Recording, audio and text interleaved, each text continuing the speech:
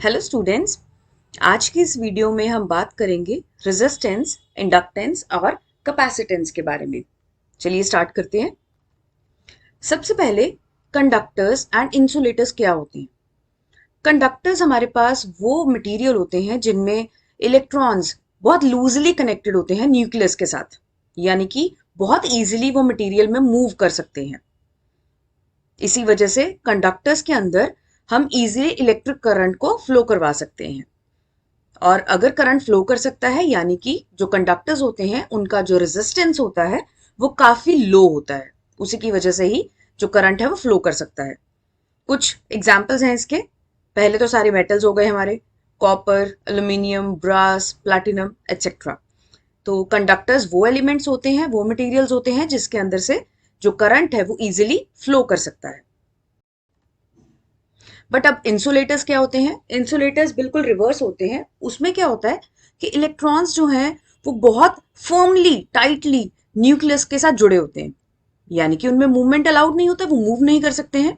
और अगर electrons move नहीं कर सकते हैं तो करंट भी कुछ भी फ्लो नहीं करेगा, क्योंकि फ्लो ऑफ करंट क्या होता है? Flow of electrons but in reverse direction.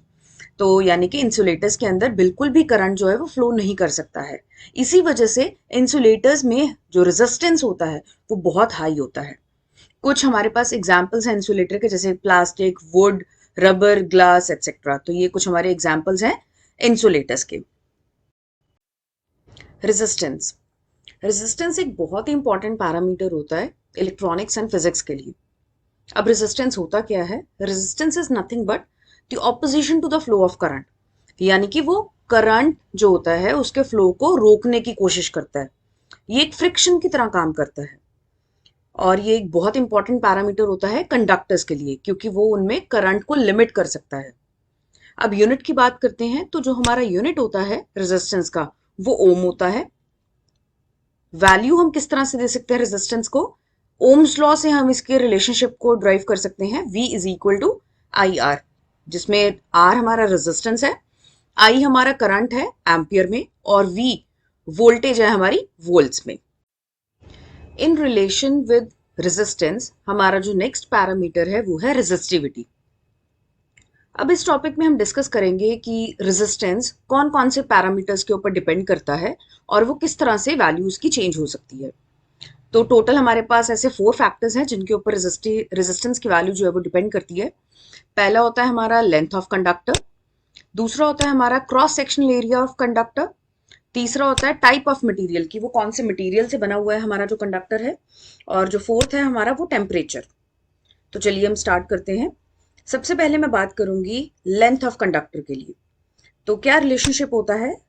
Resistance जो होता है वो डायरेक्टली प्रोपोर्शनल होता है लेंथ के, यानी कि जितनी ज्यादा लेंथ होगी हमारे कंडक्टर की उतना ही उसका जो रेजिस्टेंस है वो भी ज्यादा होगा। सेकंड पैरामीटर है हमारा क्रॉस सेक्शनल एरिया। तो उनमें क्या रिलेशन है? ये इनवर्सली प्रोपोर्शनल होता है, यानी कि जितना हमारा ज्यादा क्रॉस सेक्शनल एरिया होगा उतना ही रेजिस्टेंस हमारा कम होगा। तीसरा होता है हमारा टाइप ऑफ मटेरियल। तो जब हम इसको प्रोपोर्शनल सिंबल को यहाँ से हटाएंगे हमें इक्वेट करना होगा और एक कांस्टेंट ऐड करना होगा। वो जो कांस्टेंट होता है हमारा वो होता है रो, जिसको हम रेजिस्टिविटी बोलते हैं। और ये जो हमारा रो वैल्यू होती है ये हर एक मटेरियल के लिए डिफरेंट डिफरेंट वैल्यू कंसिस्ट करता है। और जो लास्ट है हमारा वो है टेम्परेचर ऑफ मटेरियल। अब आप देख रहे होंगे यहाँ पर कहीं पे भी हमने टेम्परेचर को मेंशन नहीं किया हुआ है। रीजन बीइंग, जैसे कि आपको पता है ओम्स लॉ में, ओम्स लॉ तभी वेरीफाई होता है जब हम अपने टेम्परेचर, प्रेशर, ह्यूमिडिटी और बाकी सब फैक्टर्स को हम कांस्टेंट लेते हैं, क्योंकि अगर हम उनको वेरी करेंगे तो हमारा जो ओम्स लॉ है वो वेरीफाई नहीं होगा। उसी तरह से यहाँ पर भी सेम ही फैक्टर है, अगर हम टेम्परेचर को चेंज करेंगे तो हमारा रेजिस्टेंस भी चेंज होगा। तो ये रिलेशनशिप हम बनाते हैं जब हम टेम्परेचर को वेरी नहीं कर रहे हैं, हमारा जो टेम्परेचर है वो कॉन्स्टेंट है। तो हमारे पास क्या फाइनल रिलेशन बना? R is equal to rho L upon A, जहां पर रो हमारा होता है रेजिस्टिविटी, जिसको हम मेजर कर सकते हैं बहुत इजीली ओम मीटर यूनिट में। एल होता है हमारा लेंथ, लेंथ ऑफ कंडक्टर जिसका यूनिट है मीटर्स, और ए एरिया, ये होता है हमारा cross sectional area of conductor जिसका यूनिट होता है मीटर स्क्वायर। अब यहाँ पर एक बहुत इंपॉर्टेंट पॉइंट जो है वो हमें नोट करना चाहिए कि जो भी हमारे गुड कंडक्टर्स होते हैं, कंडक्टर यानी कि अभी हमने डिस्कस किया जिसमें से इलेक्ट्रिसिटी, हमारा जो करंट है वो फ्लो कर सकता है, ठीक है। तो गुड कंडक्टर्स जो होते हैं उनमें रेजिस्टिविटी की जो वैल्यू होती है वो लो होती है, और उसी तरह से जो हमारे गुड इंसुलेटर्स होते हैं जिसमें से यानी कि करंट फ्लो कर ही नहीं सकता है, उनमें हमारी जो रेजिस्टिविटी की वैल्यू है वो काफी हाई होती है। तो ये होता है हमारा resistivity R is equal to rho L upon A, where rho is known as resistivity. Next है हमारा कंडक्टेंस। अब कंडक्टेंस क्या होता है? जो रेजिस्टेंस का रेसिप्रोकल होता है यानी कि उसका इनवर्स वैल्यू होता है, उसको हम कंडक्टेंस कहते हैं, और ये डिनोट हम करते हैं जनरली G से, यानी कि G is equal to 1 by R, where R is resistance. अब यहाँ पर जो इंपॉर्टेंट पॉइंट है वो है G यानी कि कंडक्टेंस के यूनिट। तो पहला तो इसका यूनिट होता है हमारा साइमंस, कैपिटल एस से हम इसको डिनोट करते हैं। ओम, ओम होता है हमारा यूनिट ऑफ रेजिस्टेंस। तो अगर हम ओम को OHM को उल्टा करके लिखेंगे वो बनेगा MHO, मो। तो हमारा ये भी एक यूनिट बन जाता है कंडक्टेंस का, और ये इसका सिंबल होता है। आप देखिए ओम को उल्टा करके लिखा हुआ है तो ये हमारा मो बन गया। और हम इसको इस तरह से भी लिख सकते हैं एम्पियर बाय वोल्ट, क्योंकि रेजिस्टेंस ओम्स लॉ से हमें पता है इसका relationship V is equal to I R. तो R हमारा क्या होता है? Inverse of conductance. तो हमने इसको भी ऑपोजिट करके लिख दिया, यानी कि जो हमारा G होगा ये किसके बराबर होगा? I, यानी कि हमारा current in amperes divided by volt. तो ये हमारा बन जाता है कंडक्टेंस। नेक्स्ट पैरामीटर है हमारा इंडक्टेंस। अब इंडक्टेंस एक प्रॉपर्टी होती है, बट ये इंडक्टेंस प्रॉपर्टी कहां पर पाई जाती है? ये एक इंडक्टर के अंदर पाई जाती है। इंडक्टर क्या होता है? आप ये डायग्राम रेफर कर सकते हैं। सबसे पहले तो ये हमारा एक इंडक्टर है, तो कोई भी कॉइल ऑफ वायर जो होती है उसको हम इंडक्टर कहते हैं। और इंडक्टेंस क्या होती है? ये एक प्रॉपर्टी होती है जो इंडक्टर को दी जाती है, जिसमें हम क्या कहते हैं कि ईएमएफ इंड्यूस होता है हमारे सर्किट में जब भी कभी change of flux linkage produce होती है, जब हम करंट को चेंज करते हैं, ठीक है।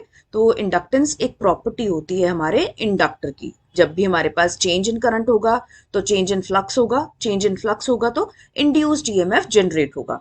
अब यहां पर इसका जो यूनिट है, यूनिट होता है हमारा इंडक्टेंस का हेनरी, जो कि कैपिटल H से डिनोट किया जाता है।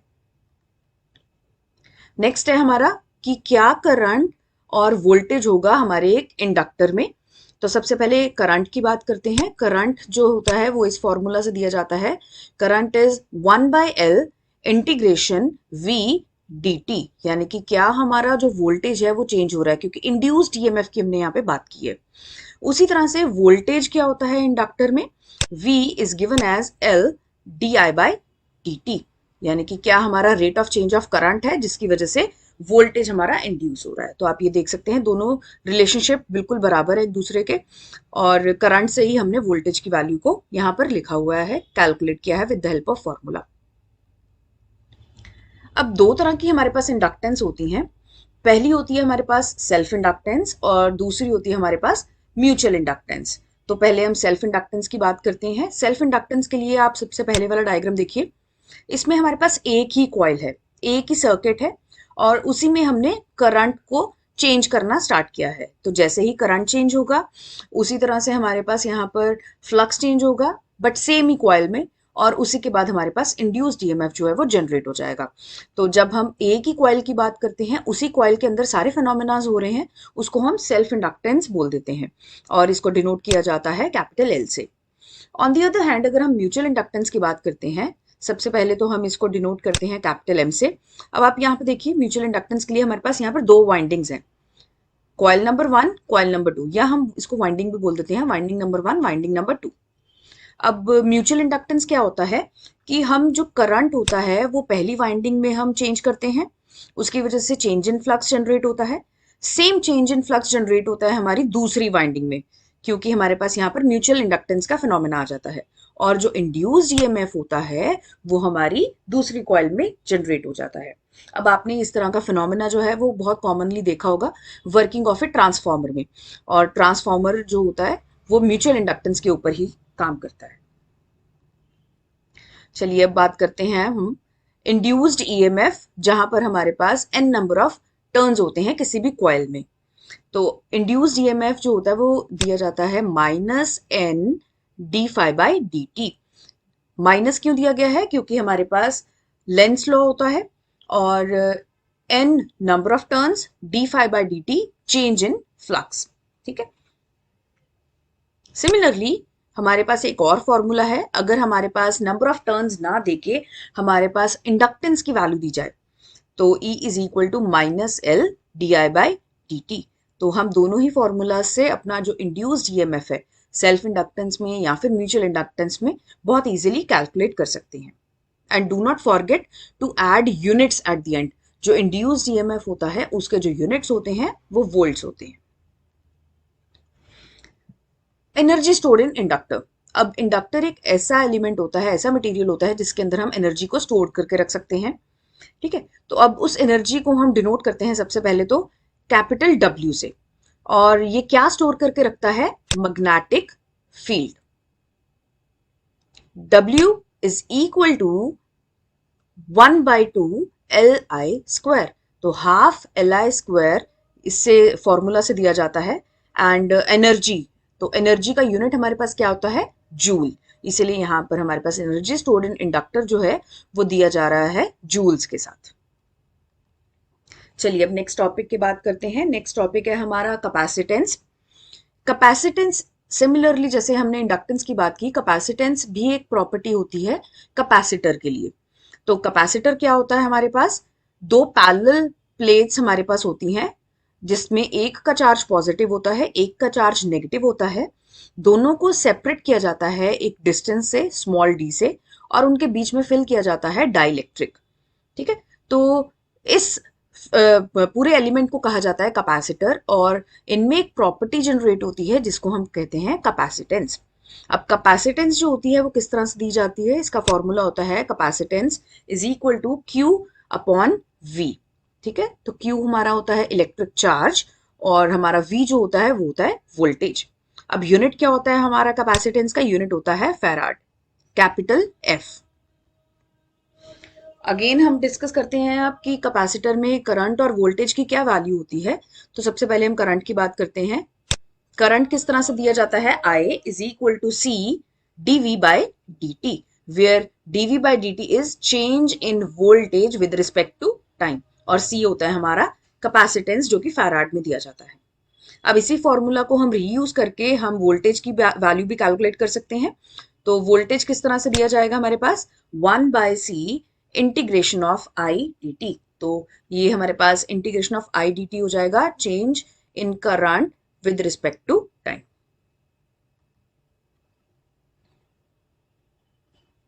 कैपेसिटेंस हमारे पास सबसे पहले तो दो तरह के कैपेसिटर्स होते हैं। एक होता है फिक्स्ड कैपेसिटर, दूसरा होता है हमारे पास वेरिएबल कैपेसिटर। फिक्स्ड कैपेसिटर जिसकी वैल्यू हम चेंज नहीं कर सकते हैं। फॉर एग्जांपल अगर हमारे पास 0.1 माइक्रोफैरेड का कैपेसिटर है तो वो हमेशा ही उतनी ही वैल्यू देगा। बट वेरिएबल कैपेसिटर में क्या होगा?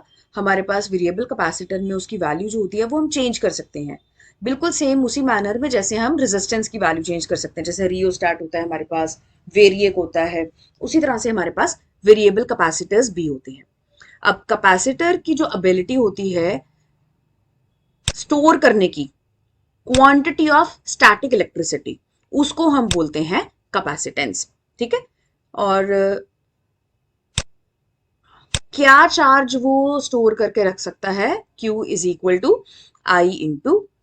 तो ये इलेक्ट्रिक स्टैटिक इलेक्ट्रिसिटी हम बोल सकते हैं इसको, या चार्ज बोल सकते हैं, ये स्टोर करके रखता है अपने अंदर एक कैपेसिटर। नेक्स्ट है हमारा एनर्जी स्टोर्ड इन कैपेसिटर। तो अगेन ये हमारे पास कैपिटल W से डिनोट किया जाता है। अब अर्लियर इंडक्टर के केस में मैंने आपको बताया था मैग्नेटिक फील्ड, अब यहाँ पर हमारे पास है इलेक्ट्रिक फील्ड। तो इलेक्ट्रिक फील्ड की फॉर्म में हम इसको स्टोर करके रखते हैं। इसका फॉर्मूला होता है हाफ CV²। अगेन एनर्जी के जो हमारे यूनिट्स होंगे वो होंगे हमारे